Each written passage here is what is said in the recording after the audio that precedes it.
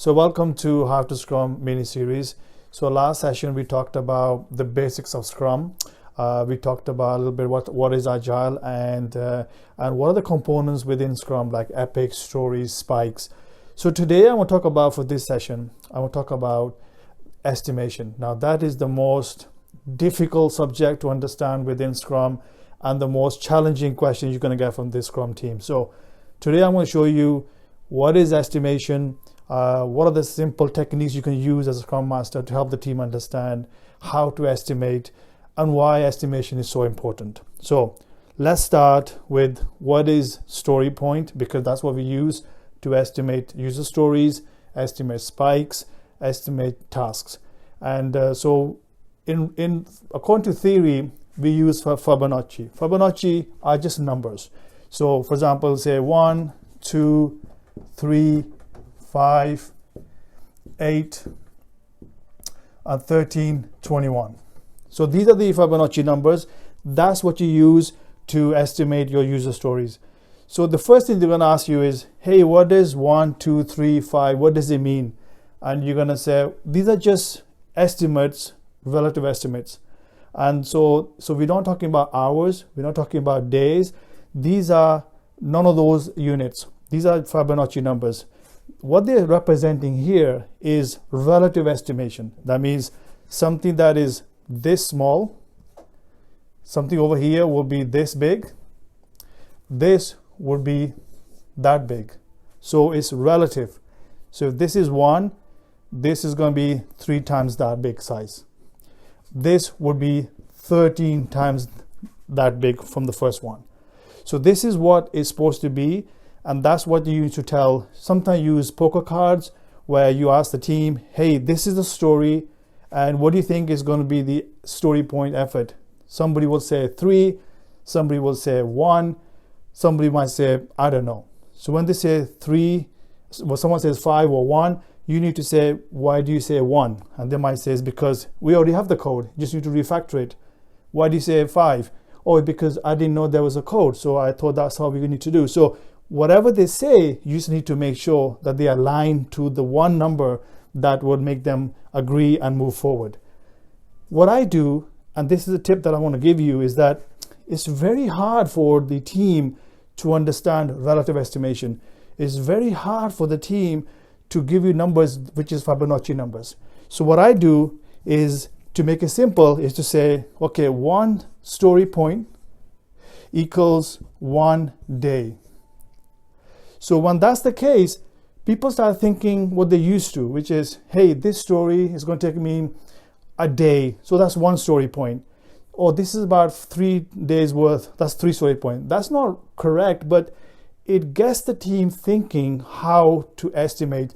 And over time, I move them away from this 1 day, 1 story point equals 1 day. I move them away into 1, 2, 3, i.e. to the Fibonacci. So this is one technique that you can apply. 1 story point equals 1 day. And this way, the team gets to familiarize themselves how complicated the story is, and they start giving you the estimates according to that. So this is a very simple way of estimating, and everything must be estimated. Okay?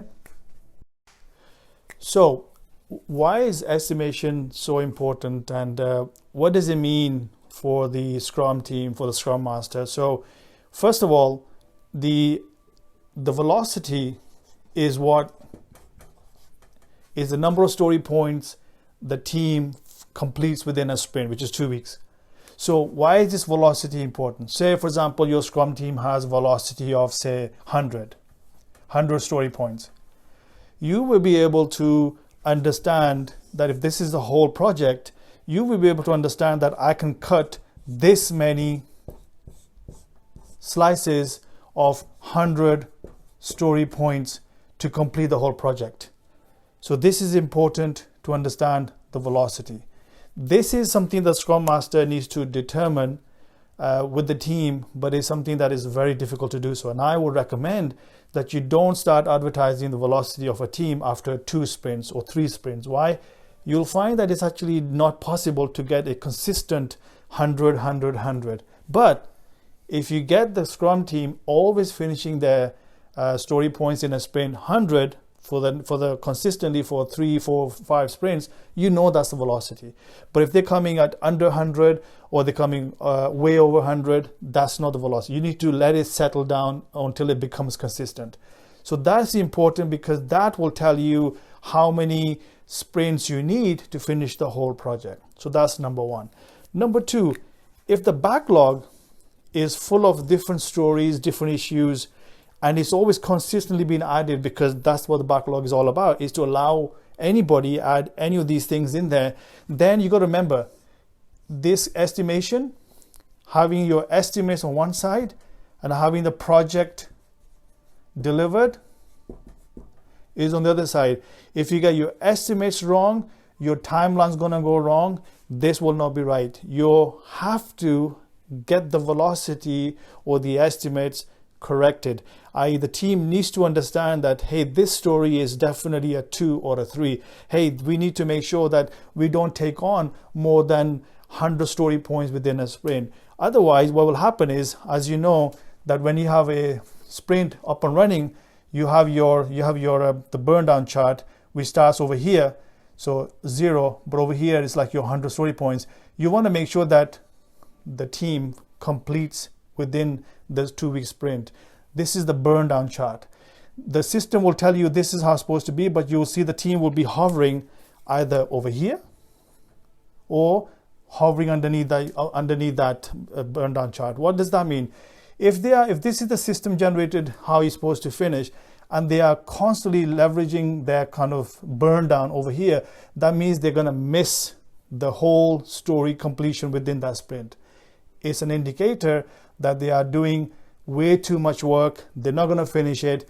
So the burn down chart on a consistent basis, how you're looking at that, will help you understand that they are going to miss the completion of the work within that sprint. However, I've never seen this, but if they see that they are working underneath that system generated line, you know they're going to finish early, which has hardly happened, but it could happen to you. That means they can do more than 100 story points. So at the end of the day, estimates are so important. It will help you to understand what is the overall timeline for the project. It will help the team to make sure that they will be able to estimate and finish the project on time. It will help them to be not discouraged that they can't finish the work after every sprint because they seem to get it wrong all the time. But you as a Scrum Master need to tell them that you need to get the estimates right. And the way I give you a tip about 1 day equal 1 story point, it will help them to understand that. Now, if they think 100 is too high, you can bring it at maybe 70 to 80. Number 2 tip, I always want you to remember, if the capacity of the team is 100, you want to work at 80%. Why? Because there could be meetings, there could be time for the team members to take vacation. So you always work at 80% of the team's capacity, always. So you got 20% to play with that. So if 80% of the team capacity equals 100 story points, that's what you're going to do. If they're still not able to finish 100 story points within a sprint, you need to bring it down a little bit more. It could be that after so many sprints, they need to, through the retrospective, they may need some training. They may need some talking to other subject matter experts to get some understanding. Hey, this particular code, this particular function, seems to not understand. I need to know what does that involve.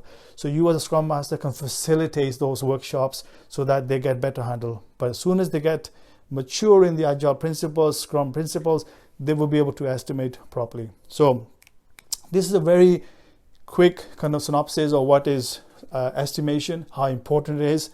But join me tomorrow where we talk about, so what does it mean for a Scrum Master to have the Scrum team running, having the estimation correct, but what does the Scrum Master do after that if everything's running? So join me tomorrow and I'll talk about what does Scrum Master do when they're not busy. See you tomorrow.